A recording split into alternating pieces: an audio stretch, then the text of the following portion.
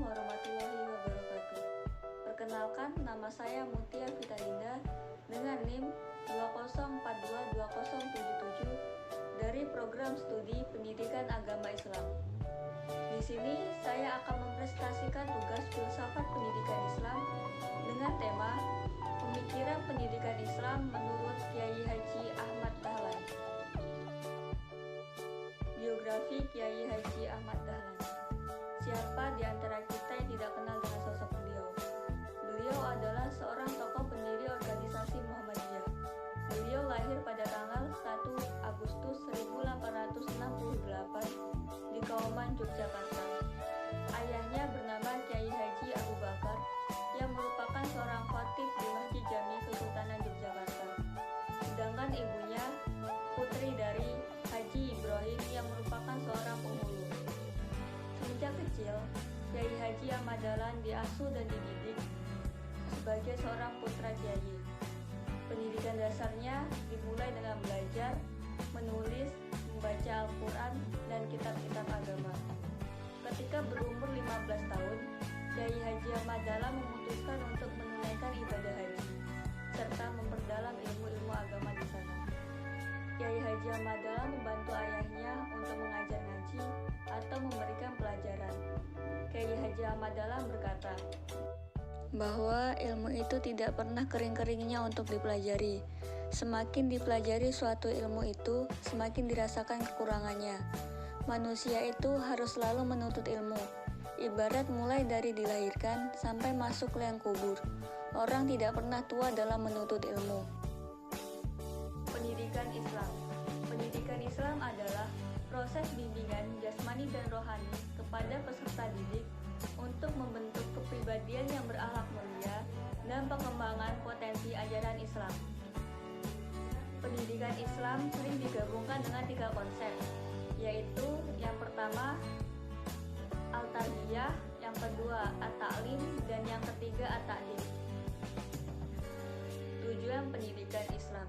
Tujuan pendidikan Islam adalah membentuk insan kamil atau manusia sempurna, yaitu manusia yang utuh, sehat jasmani dan rohani, berakhlak mulia dalam kehidupan pribadi, baik masyarakat maupun negara.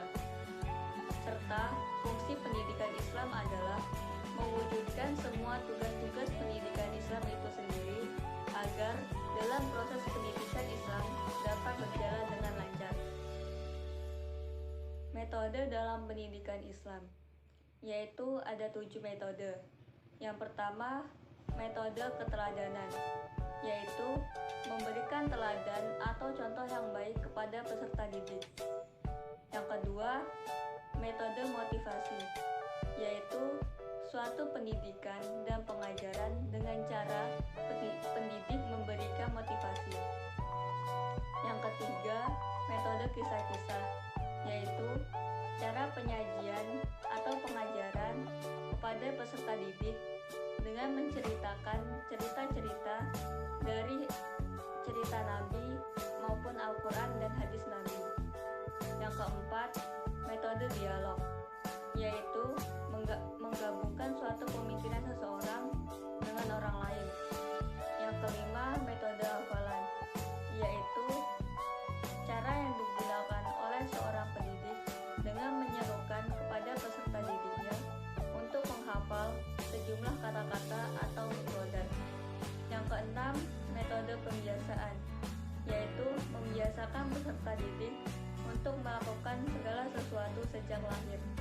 Dan yang ketujuh, metode perumpamaan, yaitu metode yang digunakan oleh seorang pendidik kepada peserta didiknya dengan cara mengajukan perumpamaan agar materinya mudah dipahami.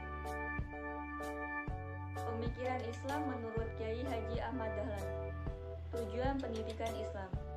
Kiai Haji Ahmad Dahlan merupakan seorang tokoh nasionalis yang memiliki tipe man of action, yang artinya orang yang lebih mengutamakan praktek ketimbang teori. Menurut Ahmad Dahlan, pendidikan Islam bertujuan pada usaha membentuk manusia muslim yang berbudi pekerti yang luhur, alim dalam agama, berpandangan yang luas, serta bersedia untuk berjuang demi kemajuan masyarakatnya. Berarti bahwa pendidikan Islam merupakan upaya pembinaan pribadi muslim sejati yang bertakwa, baik secara ab maupun khalifah fil ard. Materi pendidikan Islam.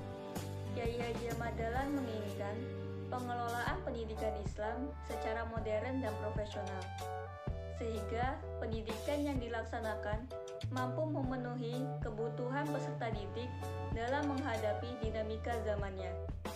Dalam pelaksanaan pendidikan yang terkait dengan penyempurnaan kurikulum, Ahmad Dahlan telah memasukkan materi pendidikan agama dan umum secara integratif kepada lembaga pendidikan yang dipimpinnya. 23 materi pendidikan Kyai Haji Ahmad Dahlan berupa Al-Quran dan Hadis, membaca, menulis, berhitung, dan menggambar.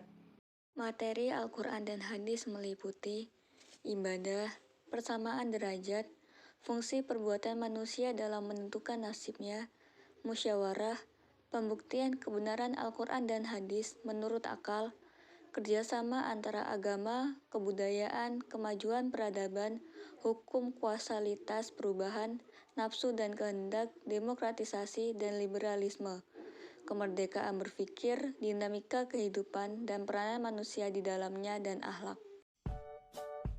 Metode pembelajaran. Metode pembelajaran yaitu menggunakan metode klasikal atau kelas yang sebagaimana telah diterapkan dalam sekolah Gubernemen. Bagi Kyai Haji Ahmad Dahlan, pemahaman akan materi agama Islam perlu didekati dan dikaji melalui kacamata modern atau sesuai dengan panggilan dan tuntunan zaman, bukan secara tradisional. Manajemen pendidikan. Salah satu ciri gerakan yang bernuansa Islam baru dapat disebut sebagai modern, manakala gerakan keagamaan tersebut menggunakan metode organisasi. Berdasarkan parameter tersebut, Muhammadiyah yang sejak awal telah menggunakan metode organisasi, maka dengan sendirinya disebut sebagai gerakan keagamaan Islam modern.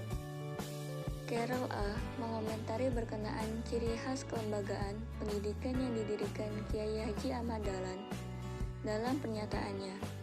Lembaga pendidikan Muhammadiyah mempunyai pengaruh yang lebih luas dibanding usaha Abdullah Ahmad yang terbatas di Padang.